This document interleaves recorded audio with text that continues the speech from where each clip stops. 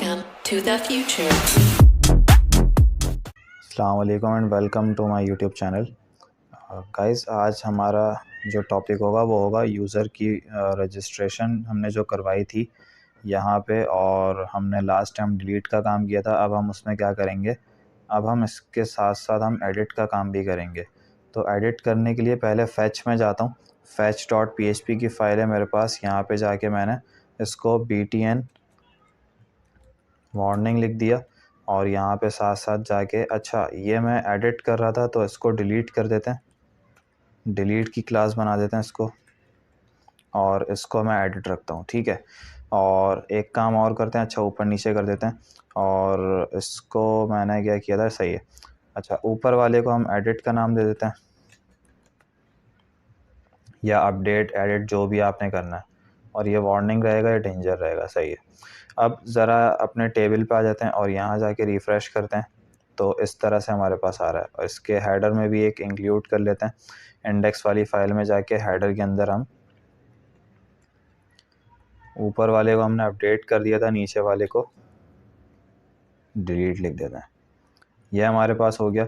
अब हम चाहते हैं जैसे ही एडिट पे क्लिक होगा तो उस यूज़र की बिल्कुल उसी तरीके से जैसे हमने डिलीट में काम किया कि यूज़र की आईडी पास करवाई, अभी भी हमें आईडी से ही खेलना है, सारा काम हमें आईडी से ही करना है।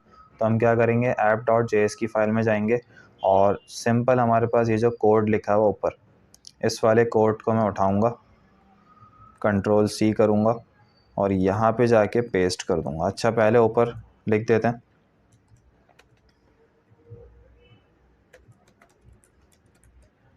एडिट डेटा यूजिंग एजेक्स, ये मैंने लिख दिया। और इसका यहाँ पे जो हमारे पास ब्रैकेट्स हैं वो मैंने बना दिए। अच्छा ब्रैकेट्स मैंने गलत बना दिए, ज़रा इसको ठीक कर लेते हैं, एक मिनट, इसको बाहर बनाना पड़ेगा। ये हमने काम कर लिया। अच्छा अब इसी के अंदर हमें सारा काम करना है। सिलेक्टर के अंदर हमें आईडी मिल जाएगी यूज़र की यहाँ से, और यहाँ जाके इस क्लास को चेंज कर लेते हैं, इसको हम जाके लिख देंगे, अच्छा इसको हम एडिट ही लिखे रहने देंगे, यहाँ पे हम डिलीट कर देंगे बस, सही है। ये काम हो गया। अच्छा उसके बाद मुझे क्या करना है, मैं अगर चाहूँ तो इसको यूज़र अंडरस्कोर आईडी कर लूँ, और यूज़र अंडरस्कोर आईडी ज़रा इसको ज़रा चेक कर लेते हैं एक बार कंसोल में करके, और ऊपर वाले जो कंसोल में हमने प्रिंट करवाया हुआ है सब हम यहाँ पे कमेंट कर देते हैं, क्योंकि टेस्टिंग पर्पज़ के लिए रखा था हमने। और इसको रिफ़्रेश करते हैं, इस पर इंस्पेक्ट करते हैं दोबारा से, और देख लेते हैं कि जो हमारे पास काम चल रहा है वो ठीक चल रहा है या नहीं। तो एडिट पे क्लिक करेंगे और यूज़र की आईडी हमें मिल रही है, ठीक है। अब हमें इससे आगे काम करना है। वो क्या काम करना है कि भाई सेलेक्टर कॉल करवाना है एजेक्स का, तो $.ajax लगाया हमने, और उसके बाद हमने यहाँ पे URL पास किया किसका, जो हमारे पास फ़ाइल होगी उसका। तो यहाँ पे जाके मैंने लिख दिया edit.php पे लेके जाओ, जैसे इस पर क्लिक होगा, और उसके साथ साथ मेथड कौन सा कॉल करवाया, मेथड हमने डाला पोस्ट का, और साथ साथ हमने क्या किया, थर्ड पैरामीटर पास किया डेटा। लेकिन अभी हमारे पास डेटा, अच्छा डेटा जाएगा, क्यों जाएगा, क्योंकि डेटा यूज़र की आईडी जाएगी, तो यूज़र अंडरस्कोर आईडी रख दिया इसका नाम, और यूज़र अंडरस्कोर आईडी के नाम से हमारे पास वेरिएबल है। और साथ साथ हमारे पास सक्सेस का फंक्शन चलेगा। सक्सेस के अंदर क्या आएगा, आपको बहुत अच्छी तरह मालूम है, फंक्शन चलता है। फंक्शन के अंदर हमारे पास एक पैरामीटर आता है, और उस पैरामीटर को हम कंसोल में देख लेंगे कि ये किस तरीके से शो हो रहा है हमारे पास, ठीक है। ये काम हो जाएगा। डिलीट edit.php की फ़ाइल बनाते हैं, edit.php फ़ाइल बना ली। यहाँ पे जाके हमें php के टैग्स लगाने हैं, और इसके अंदर हम इंक्लूड कर देंगे किसको, अपनी कॉन्फ़िग वाली फ़ाइल को, config.php, इसको हमने इंक्लूड कर दिया। और उसके बाद हमें क्या करना है, यहाँ पे जाके हमें यूज़र की आईडी को गेट करना है। तो यूज़र अंडरस्कोर आईडी लिख दिया इक्वल्स टू $_पोस्ट, और यूज़र की आईडी जो हमारे पास आ रही है यूज़र अंडरस्कोर आईडी के थ्रू, इसके थ्रू हमारे पास आईडी आ रही है।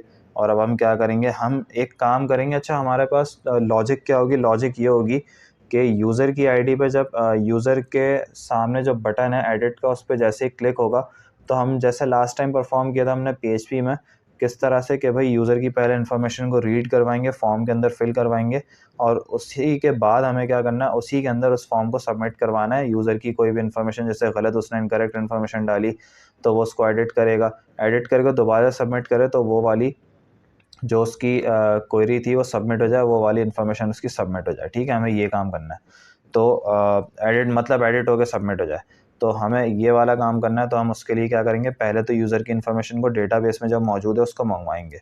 तो डेटाबेस के अंदर से यूज़र की इन्फॉर्मेशन मंगवाने के लिए क्या करना पड़ता है, यहाँ पे जाके आपको लिखना पड़ेगा सेलेक्ट की क्वेरी। तो सेलेक्ट, सिंपल सेलेक्ट ही लिख देता हूँ मैं, वेरिएबल का नाम इक्वल्स टू माई एसक्यूएलआई।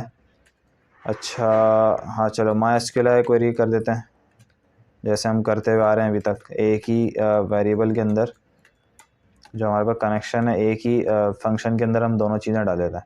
तो यहाँ जाके मैं लिख देता हूँ सेलेक्ट ऑल फ्रॉम, कहाँ से, रजिस्टर से उठा के लाओ,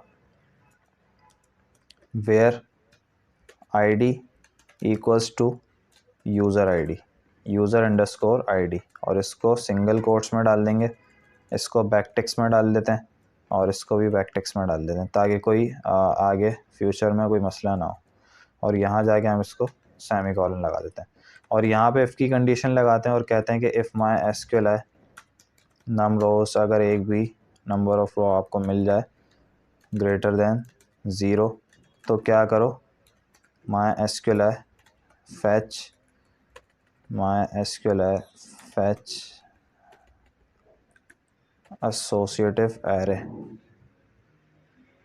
माई एसक्यूएलआई FETCH,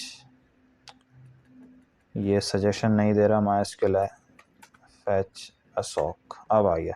अच्छा, यहाँ पे हमें क्या करना है, सेलेक्ट डाल देना है, सेलेक्ट का हमने वेरिएबल डाल दिया, और इसको हम एक पैरामीटर वेरिएबल के अंदर डाल देंगे। तो डेटा इक्वल्स टू कर दिया मैंने। अच्छा, अब मेरे पास क्योंकि इसके अंदर जो मेरे पास डेटा होगा वो आएगा, तो उस डेटा को मैंने डेटा के अंदर, डेटा के वेरिएबल के अंदर डाल दिया। और साथ साथ हम क्या करेंगे, अब जब डेटा इसके अंदर मुझे एसोसिएटिव एरे पूरी मिलेगी, तो उस एसोसिएटिव एरे को मैं कहाँ भेजूँगा, इको करके, और मैं यहाँ पे एक वेरिएबल का नाम लिखूँगा जेसन इनकोड। इनकोड के अंदर मैं क्या डाल दूँगा, डेटा। अब होगा क्या कि ये मेरे पास जेसन की फॉर्म में चला जाएगा, कहाँ पे, इस वाली फाइल में जो सक्सेस के अंदर डेटा आ रहा है इसके अंदर। तो ज़रा इसको एक मरतबा देख लेते हैं प्रिंट करके। तो रिफ़्रेश करते हैं, और उसके बाद ज़रा इस पर एडिट पे क्लिक करते हैं, और क्लिक करने के बाद आप देखें यहाँ पे जेसन की फॉर्म में मेरे पास डेटा आ रहा है। तो आपको बहुत अच्छी तरह मालूम है जावास्क्रिप्ट के अंदर जेसन की फॉर्मेट को कन्वर्ट करने के लिए ऑब्जेक्ट के अंदर किस तरह करते थे हम। यहाँ पे जाके सिंपल एक वेरिएबल बनाएंगे, लेट रिकॉर्ड्स लिख देते हैं हम इस पर, records equal to JSON dot parse करते हैं, और पार्स डेटा को करेंगे क्योंकि डेटा के अंदर हमारे पास जो है वैल्यूज़ आ रही हैं। और कंसोल में किसको प्रिंट कर देते हैं, रिकॉर्ड्स को। अब आपको ये ऑब्जेक्ट की फॉर्म में मिल जाएगा। उसको रिफ़्रेश करते हैं, और उसके बाद यहाँ पे एडिट पे क्लिक करते हैं, तो देखें आपके पास आपको ऑब्जेक्ट मिल रहा है। अच्छा, अब आपको बहुत अच्छी तरह मालूम है जावास्क्रिप्ट के ऑब्जेक्ट की किसी भी प्रॉपर्टी को कॉल करने के लिए हम क्या करते हैं, उसमें डॉट लगाते हैं। अच्छा, उससे पहले हमें क्या काम करना है, पहले हमें ये काम करना है कि भाई जितनी भी फील्ड्स हम गेट कर रहे थे ना, नेम की, ईमेल की और पासवर्ड की, तो इन तमाम फील्ड्स को उठाते हैं, नेम, ईमेल और पासवर्ड को, और इनके अंदर क्या फिट करवा देंगे, जो यूज़र का डेटा हमने गेट करवाया। तो यहाँ आके हम लिख देंगे नेम डॉट वैल, और इसके अंदर क्या डाल दो, इसकी वैल्यू के अंदर आप फिट कर दो रिकॉर्ड्स डॉट नेम। ज़रा देख लेते हैं ये हो भी रहा है या नहीं। रिफ़्रेश करते हैं, और उसके बाद क्लिक करते हैं एडिट पे, तो हमारे पास ये देखें नेम फिट हो गया यहाँ पे आगे। इसी तरह ईमेल और पासवर्ड के लिए भी कर लेंगे। तो यहाँ पे जाके मैंने लिखा ईमेल, और इसको उसी तरह कॉल करवा लिया।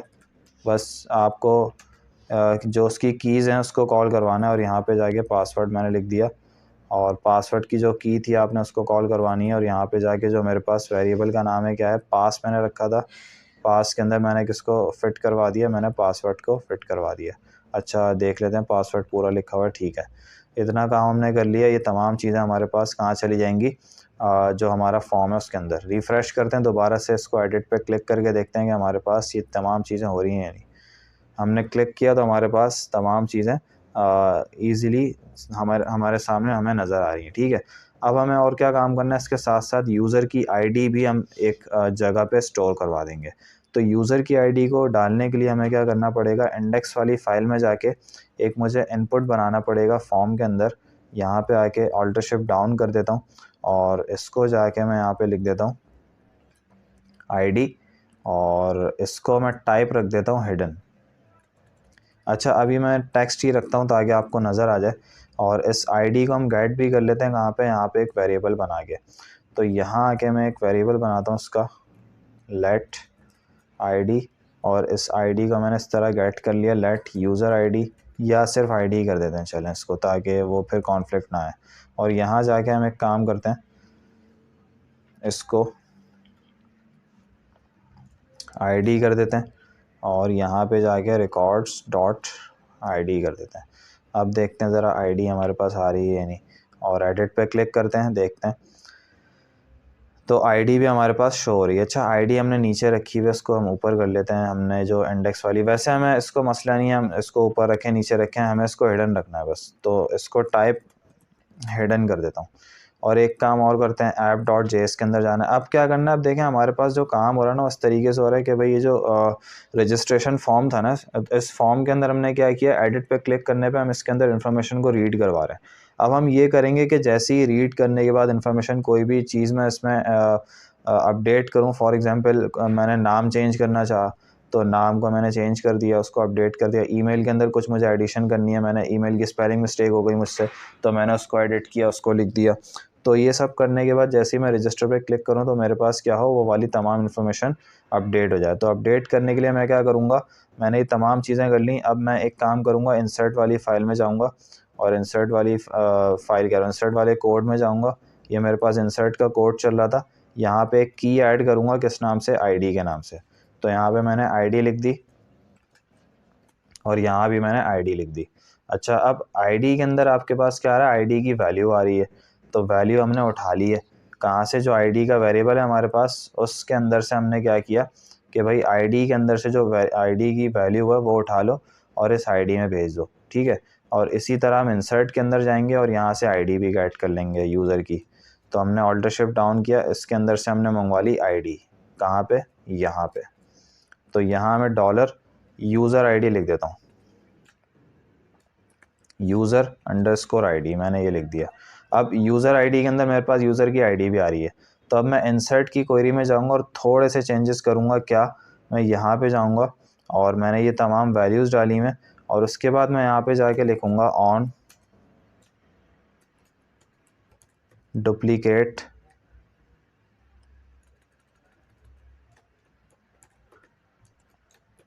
की। मैंने ये लिखा, मैंने कहा कि डुप्लीकेट की पे क्या हो, रिकॉर्ड को दोबारा से इंसर्ट करो। और इंसर्ट किस तरह से करो, डुप्लीकेट की में आप डाल दो यूज़र की ID, dollar user ID, user underscore ID, और उसके बाद यहाँ पे क्या डालो, साथ साथ यूज़र का नेम, तो डॉलर नेम कर दिया मैंने। यूज़र की ईमेल, तो डॉलर ईमेल कर दी मैंने। और यहाँ पे यूज़र का पासवर्ड, तो डॉलर पासवर्ड। इस तरीके से मैंने कर दिया। सिंपल ये मैंने चेंजेस किए थोड़े से। क्या चेंजेस किए, मैंने कहा कि भाई एक डेटा इंसर्ट हो रहा था, अब इंसर्ट किस तरीके से हो रहा है, मेरे पास आईडी आ रही है, आईडी, नेम, ईमेल और पासवर्ड इंसर्ट हो रहा है। आईडी मेरे पास नल जा रही है, नेम जा रहा है, ईमेल जा रहा है, पासवर्ड जा रहा है। नल मैं नहीं भेजूँगा, मैं यहाँ पे भी यूज़र की आईडी भेज दूँगा।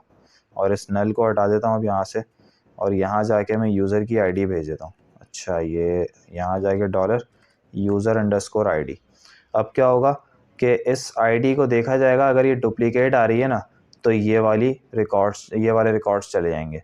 और अगर मेरे पास ये डुप्लीकेट ये आईडी मेरे पास अगर जो यूज़र वाली है यूनिक आईडी आ रही है, तो नई आईडी आ रही है, तो होगा क्या कि यूनिक आईडी आएगी, तो उसके थ्रू मेरे पास नया रिकॉर्ड इंसर्ट हो जाएगा, ठीक है। तो ये सारा काम हो जाएगा। तो देख लेते हैं ज़रा इसको रिफ़्रेश करके, और एडिट पे क्लिक करते हैं। और अब यहाँ जाके मैं इसको इबाद-उद्दीन कर देता हूँ, या पूरा इस तरीके से लिख देता हूँ। और यहाँ भी इबाद 1 2 3 कर देता हूँ। ईमेल को पासवर्ड भी कुछ चेंज कर देते हैं, 444 कर दिया।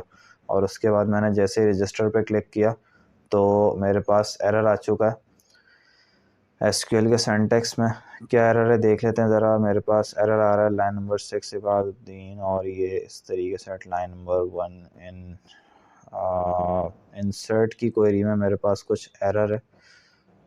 लाइन नंबर 13 में देख लेते हैं ज़रा भाई।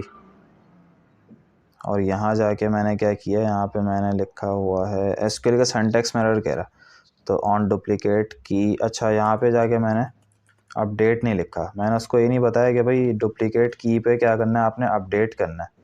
और अपडेट क्या करना है, अपडेट आपने करना है नेम को बैक टेक्स्ट में करेंगे इक्वल्स टू नेम, और कॉमा लगा के बैक टेक्स्ट में आपने लिखना है ईमेल को सेट करो ये, और पासवर्ड को सेट करो। यहाँ पे कॉमा लगाते हैं और बैक टेक्स्ट में लिखते हैं कि पासवर्ड इक्वल्स टू दिस, और यहाँ से इसको हटा देता हूँ मैं, कोई मसला नहीं है। ठीक है, अब ज़रा इसको देख लेते हैं कि ये हमारे पास सही चल रहा है नहीं। रिफ़्रेश किया, एडिट पे क्लिक किया, और यहाँ जाके मैंने इसको कंप्लीट नेम लिख दिया, और यहाँ ईमेल भी हम ज़रा चेंज कर लेते हैं, 111 कर दिया। रजिस्टर पे क्लिक किया तो रजिस्ट्रेशन सक्सेसफुल का ऑप्शन हमारे पास मैसेज आ रहा है, और ये देखें हमारे पास इस तरह से इन्फॉर्मेशन भी क्या हो चुकी है, अपडेट हो चुकी है। और अगर मैं नया रिकॉर्ड इंसर्ट करूँ, अच्छा एक चीज़ और ज़रा, ये फॉर्म हमारे पास ब्लैंक नहीं हो रहा, तो इस फॉर्म को ब्लैंक करने के लिए हम क्या करेंगे, फॉर्म को एक आईडी दे देते हैं ज़रा। यहाँ पे फॉर्म को जाके मैंने आईडी दी, और आईडी इसको मैंने लिख दिया, फॉर्म ही लिख दिया, ठीक है। और इस फॉर्म को मैं ज़रा यहाँ पे app.js के अंदर गेट कर लेता हूँ। यहाँ पे जाके फॉर्म को गेट कर लेते हैं, और कंट्रोल V कर दिया, और इसको मैंने नाम दे दिया फॉर्म। अच्छा, अब यहाँ जाके जैसे ही इंसर्ट होगा डेटा, इंसर्ट वाला हमने कहाँ चला है, ये चल रहा है, और डेटा इंसर्ट होने के बाद ये फॉर्म हमारे पास क्या हो जाएगा, ये फॉर्म हो जाएगा form dot reset, sorry trigger, और यहाँ पे रीसेट कर देते हैं, तो ये फॉर्म हमारे पास ब्लैंक हो जाएगा। ठीक है, अब यहाँ जाके मैं अली लिख देता हूँ, एक रिकॉर्ड इंसर्ट कर देता हूँ, और यहाँ जाके मैंने ये लिख दिया, रजिस्टर पे क्लिक किया, ओके, फॉर्म भी हमारे पास ब्लैंक हो गया, और ये हमारे पास डेटा भी आ गया। इसी को अपडेट कर देते हैं, अली अहमद कर देते हैं इस तरीके से, अली 333 कर दिया, 33 चलें, और यहाँ भी कुछ हमने डाल दिया, और रजिस्टर पे क्लिक किया तो हमारे पास डेटा हमारे पास क्या हो रहा है, अपडेट हो रहा है, देखें। ठीक है, तो ये सारा काम हो गया, इजीली हमारे पास चीज़ें परफॉर्म हो रही हैं। तो ये था एजेक्स का CRUD ऑपरेशंस, जिसके जो कि हमने जे क्वेरी और एजेक्स को PHP के साथ यूज़ करके किया विदाउट पेज रिफ्रेशिंग। अच्छा, अब हम इससे आगे एक काम करेंगे, हम यहाँ पे एक छोटा सा सर्च बार बनाएंगे, और रियल टाइम पे इस पूरे के पूरे डेटा में से अपने डेटा को सर्च करना सीखेंगे। ठीक है, तो मेरे साथ बने रहिएगा, अपना ख्याल रखिएगा। अगर मेरी वीडियो अच्छी लगी है आपको तो इसको लाइक करिएगा और सब्सक्राइब करिएगा। थैंक यू सो मच, अल्लाह हाफ़िज़।